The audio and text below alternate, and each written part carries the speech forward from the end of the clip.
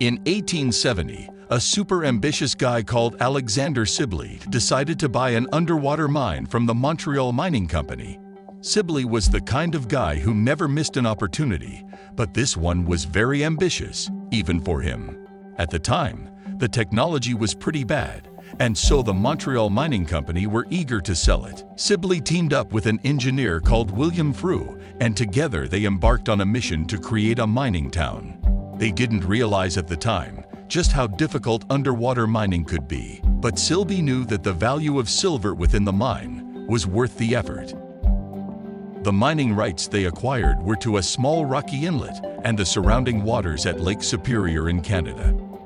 The silver was first discovered in 1868 by a group of prospectors. But this is not just any silver, it was high-grade silver ore, which is extremely rare.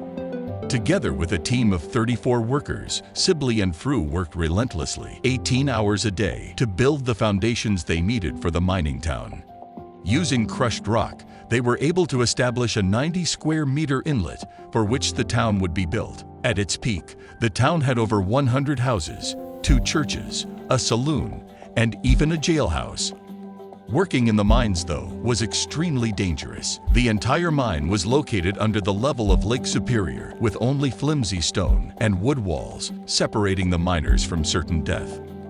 As they dug down to a depth of 90 meters, water began to enter the mines, and so Sibley needed to purchase water pumps to stop the shafts from being swallowed up by the full force of Lake Superior.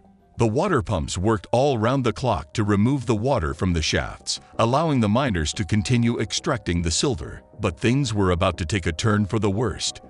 The water pumps allowed the men to continue to dig at different levels, eventually reaching depths of almost 400 meters. But the mining operation was a constant battle. The powerful waves of Lake Superior were only being held back by the ability to pump water, and the water pumps needed constant fuel. The location of the mine was remote, and at the time, there were miners' strikes hindering shipment. One day, Sibley discovered that a delivery of coal failed to arrive.